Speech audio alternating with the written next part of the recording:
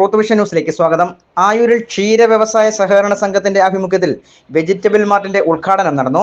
സുരക്ഷിത ഭക്ഷണം ഉറപ്പുവരുത്തുന്നതിന്റെ ഭാഗമായി ജൈവ കൃഷിയിലൂടെ ഉൽപ്പാദിപ്പിച്ച പച്ചക്കറികൾ സംഭരണ വിലയേക്കാൾ 10% അധിക വിലയ്ക്ക് കർഷകരിൽ നിന്നും സംഭരിച്ച് പൊതുവിപണി വിലയിൽ നിന്നും 20% വിലക്കുറവിൽ പൊതുജനങ്ങൾക്ക് ലഭ്യമാക്കുക എന്ന ലക്ഷ്യത്തോടെ ആയൂർ ക്ഷീര വ്യവസായ സഹകരണ സംഘത്തിന്റെ ആഭിമുഖ്യത്തിൽ വെജിറ്റബിൾ മാർട്ടിന്റെ ഉദ്ഘാടനം 14/1/2025 ചൊവ്വാഴ്ച രാവിലെ 11 മണിക്ക് സംഘം ഓഫീസിൽ വെച്ച് ഇടമുളയ്ക്കൽ ഗ്രാമപഞ്ചായത്ത് മുൻ പ്രസിഡന്റ് അഡ്വക്കേറ്റ് വി രവീന്ദ്രനാഥ് നിർവഹിച്ചു.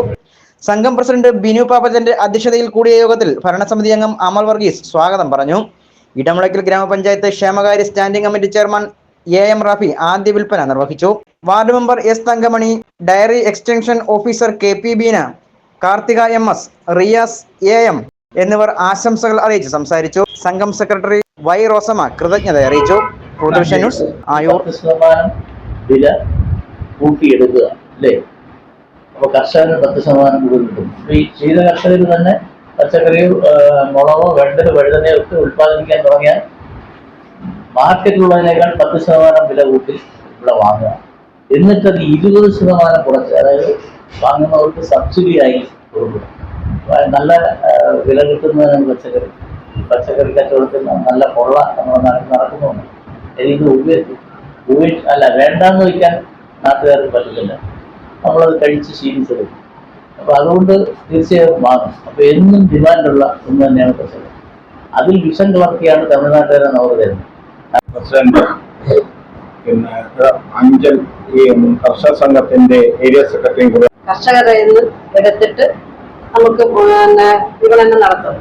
നല്ലൊരു ആശയമാണ്.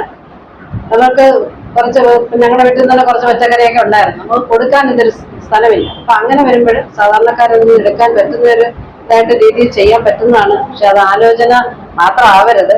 തുടർന്ന് അങ്ങോട്ട് നല്ലതുപോലെ എടുത്ത് കർഷകർക്ക് മറ്റുള്ളവർക്കും കിട്ടത്തക്ക രീതിയിൽ ചെയ്യണമെന്ന് മാത്രം പറഞ്ഞുകൊണ്ട് അധികം നൽകിക്കൊണ്ട് സംഭരിക്കുകയും അത്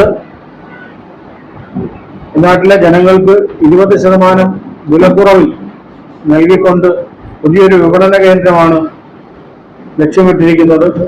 അപ്പൊ ഇന്നു മുതൽ ഈ നാടൻ പച്ചക്കറി ഉൽപ്പന്നങ്ങളുടെ സംഭരണ വിപണന കേന്ദ്രം, അതായത് കർഷകരിൽ നിന്ന് ഇത് സംഭരിക്കുകയും അത് ജനങ്ങൾക്ക് ഇവിടെ ഔട്ട്ലെറ്റ് വഴി വിതരണം ചെയ്യുകയുമാണ് ലക്ഷ്യമിടുന്നത്.